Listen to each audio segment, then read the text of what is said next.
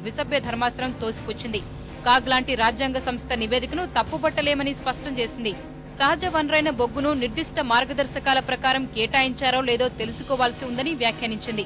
వేలం ప్రక్రియను పక్కన పెట్టి రాజకీయ నాయకుల బంధువులకు, ప్రైవేటు సంస్థలకు ఎందుకు కట్టబెట్టాల్సి వచ్చిందో 8 వారాల్లో సమాధానం ఇవ్వాలని ధర్మాసనం ఆదేశించింది.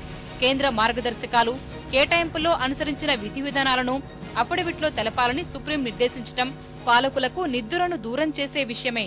సిబిఐ విచారణ, సుప్రీంకోర్టు ఆదేశాలతో కేంద్రం ఉక్కిరిబిక్కిరి అవుతుంటే రాజకీయ దుమారం మాత్రం కొనసాగుతూనే ఉంది.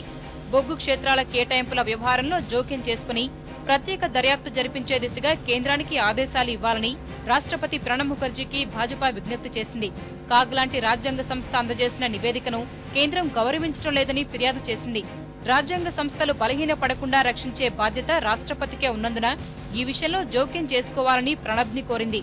మారుతున్న పరిణామాలతో కాగ్పై కాంగ్రెస్ తన విమర్శల వాడిని తగ్గించింది.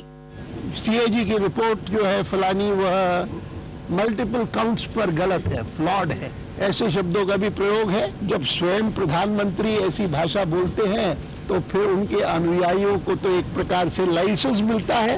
हमने उनसे इस ज्ञापन में भी यही बात कही है कि आपको इस मामले में इंटरवीन करना चाहिए और सरकार को एडवाइस देनी चाहिए कि इस प्रकार से सीएजी की आलोचना करना अनुचित हो। कांग्रेस पार्टी ने कभी किसी कॉन्स्टिट्यूशनल अथॉरिटी को क्रिटिसाइज नहीं किया। हमने कहा है कि अपने ज्यूरिसडिक्शन से बाहर आके काम नहीं करना चाहिए। हम सीएजी की इज्जत करते हैं। కాగ్పై విమర్శలతో తమ ప్రతిష్టకు ఎంత మచ్చ వచ్చినప్పటికీ ఇప్పుడు కేంద్రాన్ని తీవ్రంగా కలవరపెడుతున్న అంశం ఒక్కటే, బొగ్గు క్షేత్రాల కేటాయింపులపై సుప్రీంకోర్టులో కొనసాగనున్న విచారణ. ఏ అంశాలపై వివరణ ఇవ్వాలో సుప్రీంకోర్టు చేసిన ఆదేశాలు భవిష్యత్తు భయానక చిత్రాన్ని మన్మోహన్ సర్కారుకి కళ్ల ముందు ఆవిష్కరిస్తున్నాయి. వాటికి సరైన సమాధానాలు ఇవ్వని పక్షంలో న్యాయస్థానం నుంచి యూపీఏ ప్రభుత్వం తీవ్ర పరిణామాలు ఎదుర్కోవాల్సి వస్తుంది. గతంలో జరిగిన 2G స్పెక్ట్రమ్ కుంభకోణం విచారణే ఇందుకు నిదర్శనం. 122 స్పెక్ట్రమ్ కేటాయింపులను అత్యున్నత న్యాయస్థానం ఒక్క తీర్పుతో రద్దు చేసింది.